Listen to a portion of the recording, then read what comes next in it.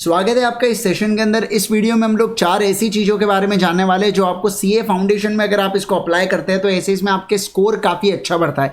देखिए, पास तो आप होने वाले ये 4 चीज़ों को फॉलो करके, लेकिन अगर आप ये चीज़ों को एकदम शिद्दत से निभाते हैं तो आपका स्कोर अच्छा खासा बन सकता है सीए फाउंडेशन के अंदर। सबसे पहली चीज़ आती है कंसेप्चुअल अंडरस्टैंडिंग। जी हाँ, आप अगर कोई भी सब्जेक्ट पढ़ रहे हो, चाहे अकाउंट्स हो, लॉ हो, इकोनॉमिक्स हो, मैथ्स हो, आपके पास कंसेप्चुअल अंडरस्टैंडिंग होनी चाहिए। कंसेप्ट के ऊपर आपने ज़्यादा जोर देना है बेटा। और ये आप कैसे जोर दे सकते हैं? जितना ज्यादा प्रैक्टिस करेंगे, रिवाइज करेंगे, उससे आपके अच्छे खासे कंसेप्ट स्ट्रॉन्ग होते हैं। आप सब जानते हो, जैसे लॉ के अंदर हम लोग क्या करते हैं, हम लोग रट्टा करने की कोशिश करते हैं लॉ को।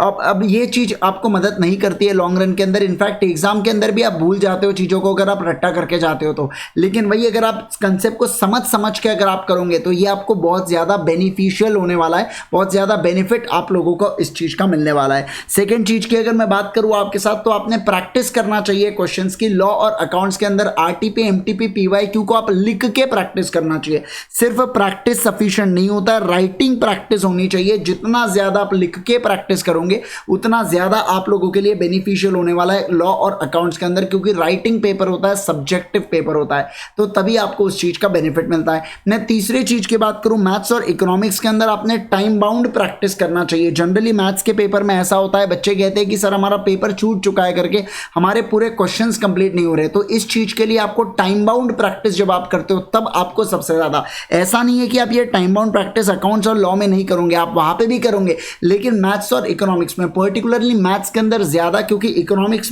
का ऐसा कभी सुनने में नहीं आया कि टाइम के कारण पेपर छूटा है। अब कोई पढ़ाई नहीं हुई थी और उसके कारण पेपर छूटा है तो उसके लिए कुछ भी नहीं कर सकते बेटा। लेकिन अगर मैथ्स की अगर मैं बात करूं तो मैथ्स में ऐसा कई बार होता है कि क्वेश्चंस आते हैं हमें, लेकिन हम लोग क्या हो जाते हैं, टाइम के कारण पूरे चीजों को कंप्लीट नहीं कर पाते। फोर्थ चीज की अगर मैं बात करूं आपके साथ, मिनिमम 3 से 4 रिविजन आपने करना है अपने सीए फाउंडेशन के सिलेबस का। 3 से 4 रिविजन आपके जो मार्क्स को बूस्ट करेंगे, ऐसा कुछ नहीं। देखिए, पहली बार में क्या होता है, आपको समझता है कि सिलेबस कितना है, अपने को अंडरस्टैंडिंग मिलती है। सेकंड, इसमें वो अंडरस्टैंडिंग एक लेवल अप होती है।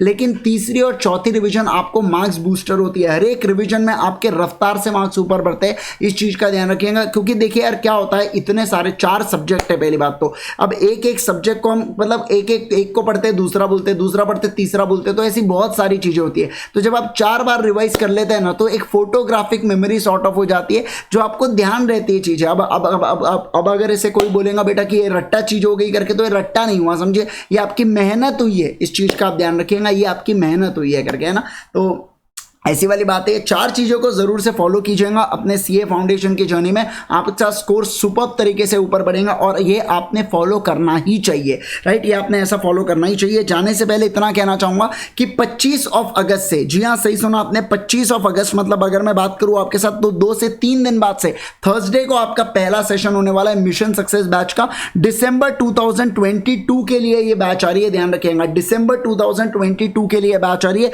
फास्ट ट्रैक बैच है। फास्ट ट्रैक का मतलब ये नहीं होता ये रिवीजन बैच है, ये रेगुलर बैच है, समझना। बस इसमें नंबर ऑफ आवर्स ज्यादा है। पहले जो रेगुलर बैचेस में 4 से 5 घंटे के अंदर होता था, अब यहाँ पे 8 घंटे की आपको पढ़ाई, क्योंकि समय कम है ना, अब ज्यादा समय नहीं बचा हुआ है डिसंबर अटेम्प्ट के लिए।